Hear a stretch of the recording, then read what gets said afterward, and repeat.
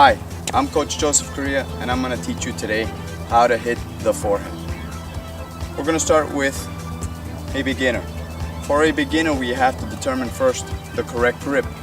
We're going to see beginner, intermediate, and advanced grip strategies, swings, and positions and stances. For forehand, we're going to start with the basic grips. Basic grips are continental grip. Continental grip would be facing right in front of you. You would shake hands with the racket. This would be the grip. This is a classical grip for volleys, serve, and overhead, and slice. For the next grip, we have an Eastern grip. Eastern grip is slightly over to the right. This would be an Eastern grip. This is not as common a grip for a forehand, but it's still a very good for flat.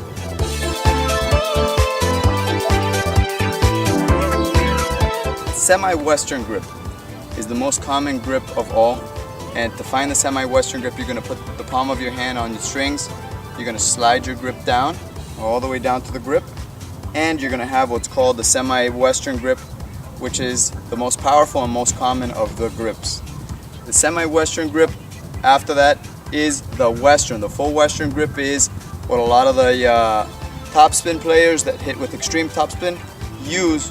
The grip we're going to talk about today, or the position we're going to use, is going to be mainly for the semi-Western, which is the most common and easiest to learn. So that's what we're going to work on today. For the semi-Western grip, we're going to go ahead and hold the racket all the way on the bottom. We want to leave the bottom edge of the racket sticking out, just the bottom of your the skin of your hand sticking out just a little bit, so that you can go ahead and have maximum reach with your racket and your arm. On a forehand, what you want to do first is position your body correctly. To position your body correctly, you're going to go ahead and have both toes aiming towards the right first. This is to get you sideways. By getting sideways, you're going to turn your shoulders and your hips to set up for the correct type of swing for a forehand. If you're standing facing forward, that is the open stance. The open stance is a more advanced position. The open stance is for faster type of tennis, where you don't have as much time to set up, and it doesn't allow you to generate as much power as the close stance, because you're not going to take a full swing at the ball.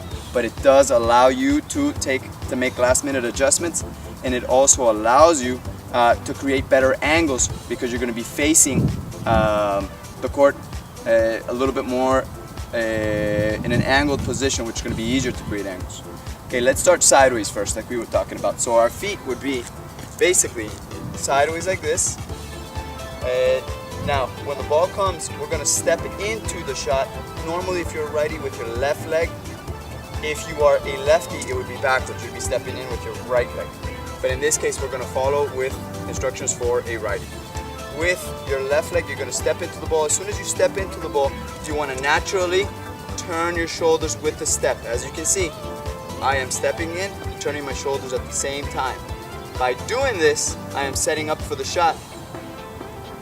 Not only is it a good thing to prepare for the shot, but it also helps you disguise your forehand. It's harder to have your opponent figure out where it is you're actually aiming or preparing to hit to if you stand in this position. This helps you do that.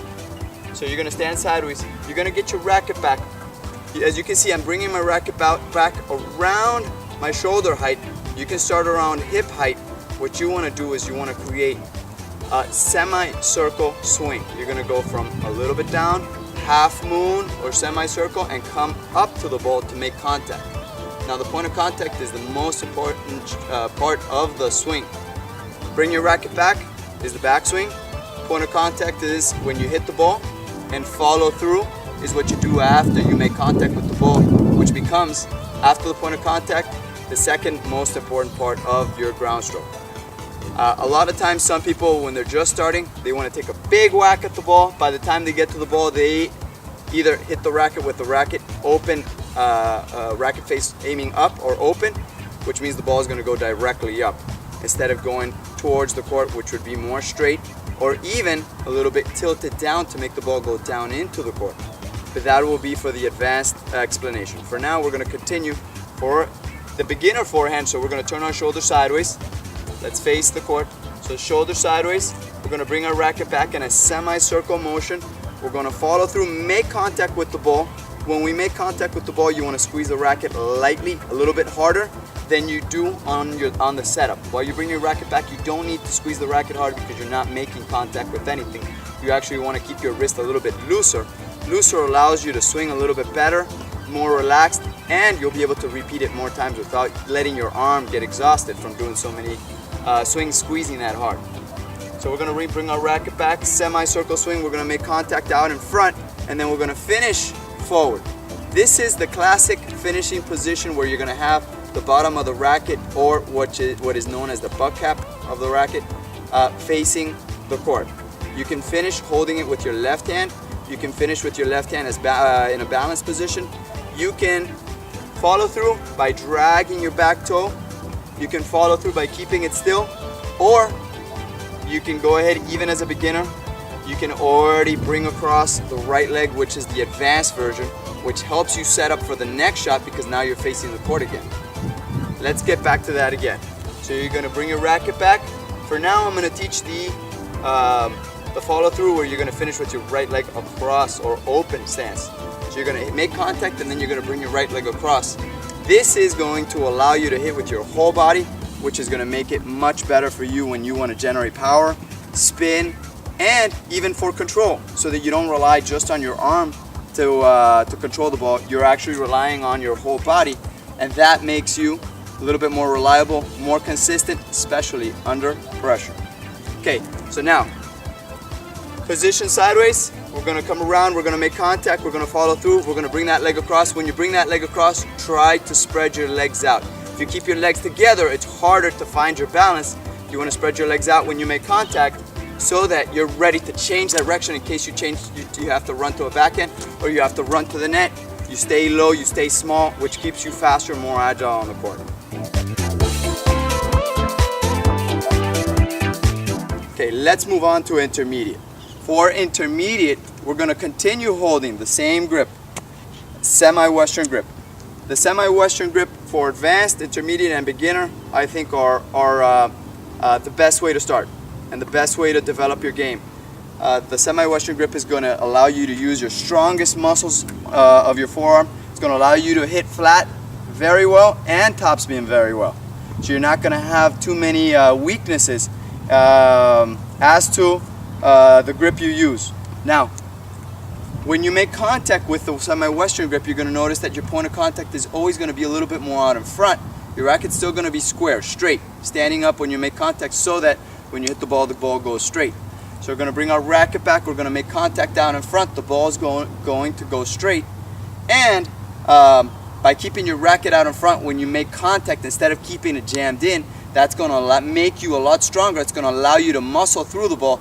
Not necessarily do I want you to muscle through the ball, but when the ball comes hard at you, you're going to be able to go through the ball without getting pulled back if you were hitting it behind you. So this grip allows you to do that. Other grips, like the Eastern grip, point of contact is a little bit further back. Continental is a little bit further back as well.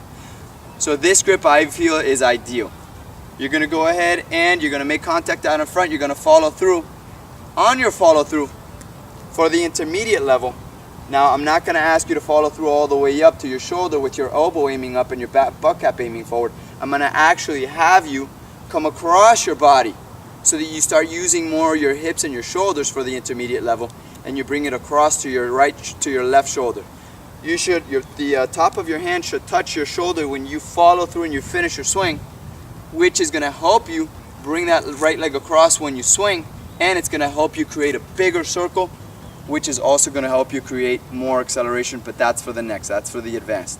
Okay, second thing we're going to also talk for the intermediate level forehand is going to be the left hand. The left hand, you're going to use your left hand for a setup. Some people like to have that left hand use their palm of the hand to face the ball. Some people like to point at the ball. Some people like to use their whole hand to point. And some people just like to keep their hand down when they're preparing for the forehand. All three are correct. All three you're allowed to use. The only thing is I prefer to use that left hand not just for aiming, but to also help you to coil towards the ball on your forehand. This allows you to hide your racket. As you can see, my racket's back here, but you can't see it as well anymore because I'm using a coiling position. I'm using my left hand to help me wind up so that I can unwind faster and a little bit quicker. So that left hand is very valuable. For the intermediate level, I want you to focus more on that left hand. Bring it out in front. As soon as you bring out that left leg across your body, you're going to bring out that left hand as well. So it should look like this.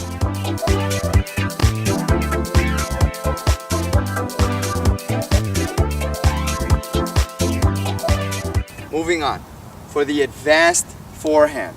For the advanced forehand, we're going to make a few changes. You already know how to hold the racket. You already know how to swing. You've got an idea as to how to set up with your feet. We're going to improve the feet, we're going to improve the turn, and we're going to improve the acceleration. So what are we going to do for that? We're going to basically focus first positioning. When you have time to set up and there's a ball that you step into the court and the ball is short, I always want you to step in with your left leg. If you step in with your right leg, if you want to hit straight or down the line, it doesn't allow you to turn with maximum power because your body's half already open. So it's not going to allow you to generate as much power as it would cross court. So you're actually telling your opponent it's probably going cross court then down the line, which is not a good idea. So for any ball that's short, I want you as an advanced player to step in across the court, into the court with your opposite leg. Now, when it's not a short ball, I want you to do this. When you're under pressure and you're running to your right and you have to step out quick, I want you to step out with that right leg across the court, but as you swing. So it's basically going to look like this, a little bit quicker. So you're going to be out on the right. You'll see a lot of the professional players even step and slide after they make contact because your momentum continues moving to the right, which forces your body to continue moving that way, and your feet basically drag on the floor as you're moving to the right. In this case, when you step in across the court and you make contact with the ball, I'm going to have you work on relaxing your arm and trying to accelerate more. If you hold the racket in the middle, you're going to notice you can't generate as much power. You're going to make little circles which create very little acceleration. You want to learn to make big circles. Big circles require longer reach, maximizing your reach on the racket, maximizing your swing. The more your elbow is tucked in, the smaller the circle you create with your racket and your arm. So you want to create a bigger circle, which is going to allow you more acceleration on your forehand. And that's going to give you more power and more spin. We are looking for more spin and more power as an advanced player because you want to get in an offensive position sooner. If you're not in an offensive position sooner, then you're going to be running more across the court. If you like running, that's perfectly fine. But as an advanced player, you have to learn to take the initiative or else somebody else will. So going back to the advanced version of the forehand. For the advanced version, we're working on setting up for the short ball, disguising your shot, and then turning your hips quick to help you open up a little bit quicker and accelerating through your shot. On out wide shots, I don't want you to stay sideways with your left leg. I want to make sure you bring that right leg across so that you make contact with your leg wide open.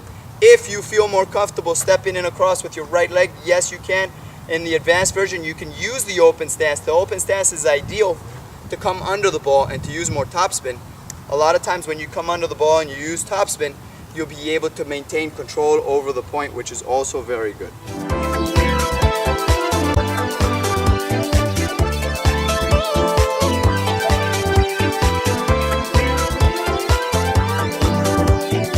For the beginner, for the intermediate, and the advanced forehand, fundamental keys are keep your eyes on the ball, always keep your feet moving, and try to keep your focus on the ball that's out in front of you, not on your opponent, not on your surroundings.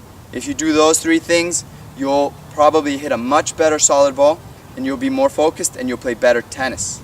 The last thing I want to tell you is to have fun and enjoy because you're out here to do this as often and as happy as you can.